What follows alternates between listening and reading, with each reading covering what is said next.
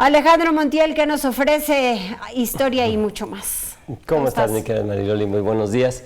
Pues mira, a veces hurgar en estas historias de las palabras es bien interesante porque la gente olvida, ¿no? Y a veces no se sabe de dónde viene. Entonces vamos con dos palabras muy interesantes en su historia. Es la palabra boicot. Que bueno, fíjate que algunos jóvenes ya no saben lo que es, ¿eh? ¿Cómo? No, bueno, tú pregunta a los chavos y vas a ver, bueno... Me estás boicoteando, ¿no? Exactamente, es decir, aislando, es muy, digamos, se conoce boicotear una marca, ¿no? Es un poco, creo que lo más popular, pero realmente esto viene de un conflicto agrario en Irlanda en 1880, donde los arrendatarios irlandeses sufrían porque tenían este cobro por parte de Inglaterra, ¿no? Entonces, este personaje, Charles Boycott, era administrador inglés de las tierras de un terrateniente, pero era un trato, ya sabes, durísimo, ¿no? Como cobrador, bien esa figura.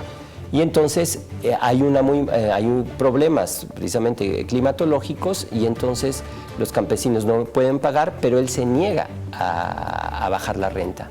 Entonces la Liga Irlandesa, por el señor Stuart Parnell, propone esta forma no violenta, fíjate que es lo interesante, que es una forma no violenta, no vamos a atacarlo, no vamos a hacer nada, sino vamos a aislarlo. Vamos a realmente a no cooperar con él, no hacen nada de él. ¿A cancelarlo? Ahora, exactamente. Hoy boicot creo que sería la palabra cancelarlo, ¿no? Entonces dejaron de trabajar para él, los negocios se negaron a servirle. Sí, o si hay un trabajo o algo, pues es como interrumpirlo, meterte para que siga funcionando. Pero finalmente es lo que me parece más interesante es que no es violento, es decir, es un poco como Gandhi, ¿no? Que realmente es un boicot. Ahí estamos viendo, por ejemplo, todos los antecedentes históricos de boicot, pero bueno, esa es la palabra boicot. Ahora vámonos con otra palabra. Bueno, la palabra boicot finalmente se populariza ya muy rápidamente gracias a que en ese momento ya los medios de comunicación masiva, como ya los diarios, rápidamente empiezan a tomar el nombre y dicen es el asunto boicot, y entonces el Times de Londres rápidamente toma la palabra, se hace popular y después se va al New York Times y boicot, pero bueno, sobre todo para los jóvenes que ya no saben lo que es boicotear, ¿no?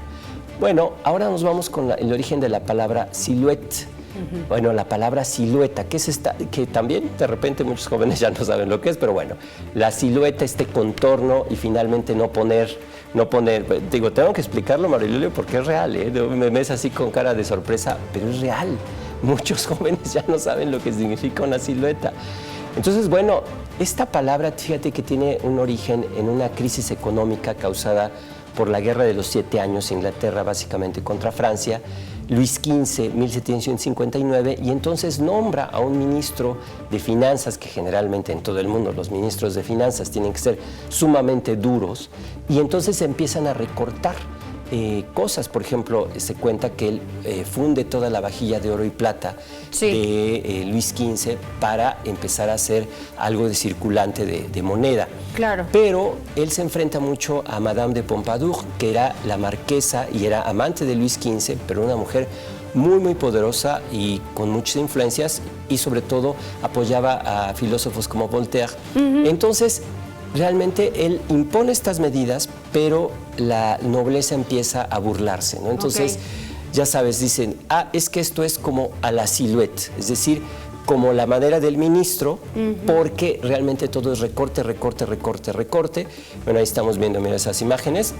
Esto es bien interesante porque este tipo de retrato decían que era el retrato de los pobres, porque entonces, es decir, el pintor, finalmente en el siglo XVIII tenías que contratar a un pintor para hacer un retrato. Entonces estas imágenes nos muestran que simplemente estos aditamentos, tú pedías tu retrato a una silueta y ahí te inmortalizabas solamente la silueta, es decir, no había rasgos. Entonces, mira, estos bonitos grabados que nos consiguió la producción, porque realmente era lo único que podía aspirar la mayor parte de la gente, ¿no? Ya. Entonces se burlan de esto y dicen silhouette.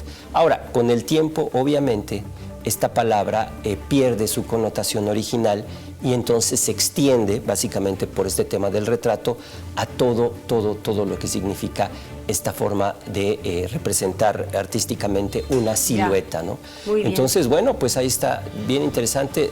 Boicot, sobre todo para los jóvenes, que sepan que es este aislamiento total de algo, puede ser de una marca, de una persona, y Silhouette, que era silueta por este ministro francés, Etienne de Silhouette, en 1759, y bueno, ahí se quedó, pero después se perdió la connotación negativa y se quedó para siempre su palabra como una parte de historia del arte. Siempre hay algo que aprender, pongan atención, hay clase los miércoles. Gracias. Como siempre, Marilyn.